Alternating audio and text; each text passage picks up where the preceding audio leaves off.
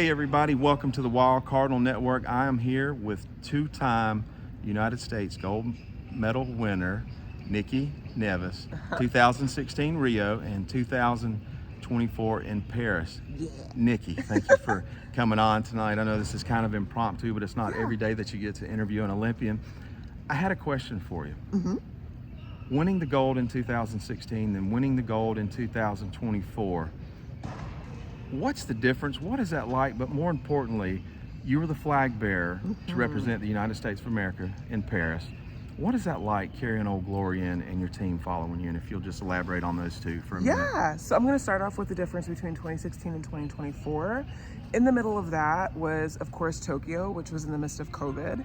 And I got COVID 3 days before we left. So I was replaced in less than 24 hours. And within that season, so we'll say the next season leading up to Paris, I really had to lean in on my faith and reassess like my value, because as athletes, we tend to mix our value with, are we playing on the court? Is my coach playing me? Does he see value in me? And of course, with my team going to another games without me, and I was a starter, without me and winning another gold kind of hit me hard to the chest. So I was really determined to just realign with my faith and find my value outside of sport and in sport as well. Really look into my mental health and see what helped me on and off the court and what I really needed. And I wanted to make sure that when I showed up to Paris, I was 10 times stronger, 10 times faster, and I was taking everything that Tokyo had took from me. So it wasn't so much a vengeance against other teams, it was a vengeance against COVID, essentially. So I deemed 2024 my redemption year. I was nominated for a flag bearer, and it happened. So it literally was just my redemption year complete, and a big testament to my faith in that I was delayed, but I was not denied. If I was supposed to be in Tokyo, I would have been there, but I wasn't. And I came back in Paris, bigger, better, stronger. We won our third gold medal for the program, and I got to hold the flag, which is the biggest honor ever, walking into a stadium on behalf of Team USA and all of our Americans back home. So truly an honor. Feels like the Twilight Zone, and it's just a feeling that can't be put into words. Well, it's always the respect and honor when your peers vote you Yes. for something like that. Yes. A lot of respect. We're a faith-based school at St. Michael Catholic. How important is it to be guided by your faith? As you talk about, everything happens for a reason. It kind of propelled you here.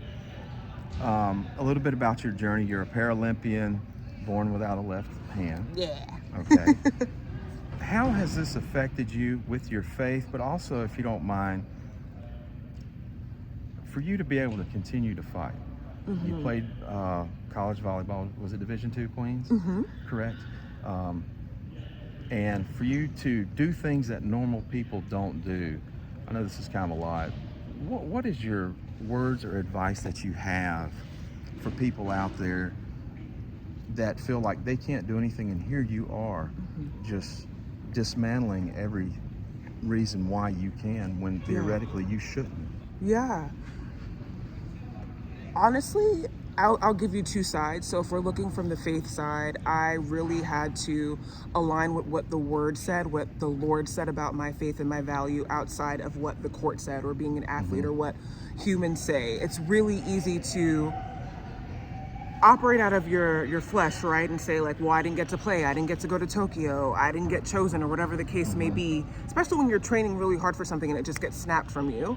It's really hard to say, I'm not worth it doesn't matter, I'm not gonna do this, or my life doesn't matter, when the word says completely different, right? You're beautifully and wonderfully made. God made me for a purpose. And I truly believe, even outside of the word, that if you can see her, you can be her. And it's just a testament to, hey, things are gonna go sometimes the way that you don't plan them, and you really wanna do something one way and it doesn't happen that way, but you keep going and you find your why and you find your reason. And for me, my reason was, the Lord blessed me for a reason, and it's the ability for other people to see what I could achieve with just keeping on going.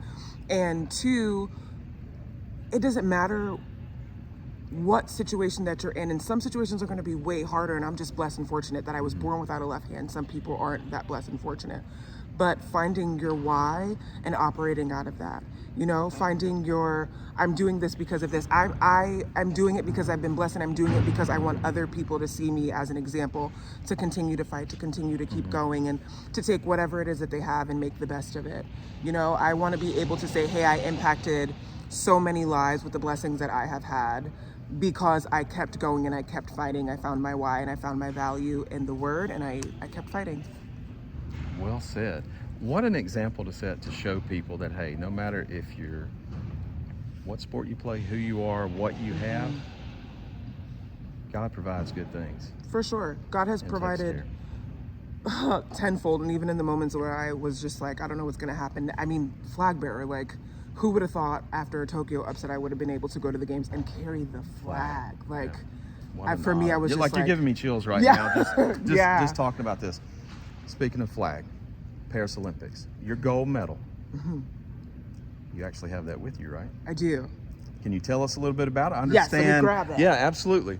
I understand that the gold medal is made up of something special. Yeah, so this is the medal right Paris here. in 2024. This part right here has a piece of the Eiffel Tower. So I believe they refurbished it and then they saved pieces to put in it of the Eiffel Tower. So everyone that's gotten a medal has a piece of it. And then on the back, it's a view of underneath the tower. So if you were to go to Paris and just kind of look up. And then there's Braille on it for the visually impaired. And on the very bottom, it says your sport, and you can't really see it, but mine says sitting volleyball for women, and that's what we got. So super special to me. Awesome. Well, hey, thank you so much for your time tonight. For sure. Kind of impromptu on the spot. Yeah, I loved God it, bless you, and thank you very much. And until next time, this is Coach BD. I'll see you on the Wild Cardinal Network. Bye. Bye-bye. Go USA. Yes.